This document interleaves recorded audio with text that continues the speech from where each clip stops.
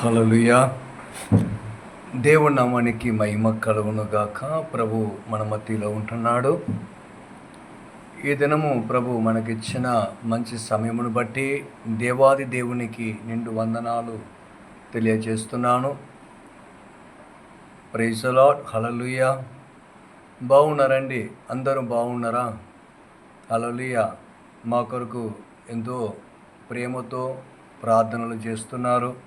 మీ ప్రార్థనను బట్టి ప్రభు మమ్మల్ని ఎంతగా కనికరిస్తూ ఇంతవరకు ఆయన సేవల్లో ఆయన మార్గంలో నడిపిస్తున్న దేవాది దేవునికి వందనాలు. మీ గురించి కూడా నేను ప్రార్థనలు చేస్తున్నాను.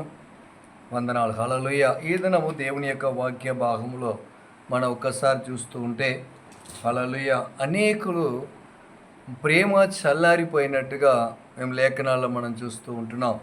హల్లెలూయా. ఎందుకంటే ఈ దినము ప్రేమకు కరువైపోయే స్థితిలో ఉన్నారు. నేను అందరినీ ప్రేమిస్తున్నాను చెప్పుతూ ప్రేమ లేని స్థితిలో కనబడుతూ ఉంటున్నారు. దేవుడు ప్రేమస్వరూపి, దేవుడు ప్రేమస్వరూపి, దేవుడు ప్రేమించేవాడు. శత్రువులైనా ప్రేమించేవారు, వచ్చారి అయినా ప్రేమించే దేవుడు, వేషధారినా ప్రేమించే దేవుడు అండి ఆయన ప్రేమ అందులేని ప్రేమ. హల్లెలూయా.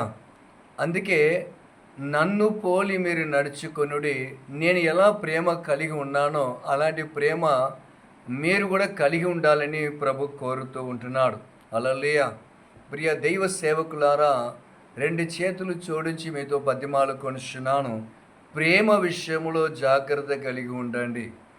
ఏమో ప్రేమను ప్రేమ గురించి మాట్లాడుతూ ఉంటున్నారు, కానీ 1 కొరింథీయులకు రాసిన పత్రికలో పౌలు గారు చెప్పిన ఆ ప్రేమ గురించి ఒక్కసారి గ్రహించండి, వివేచన కలిగి ముందుకు రండి అని ప్రభు ప్రేమతో బతిమాలు కొనుచున్నాను.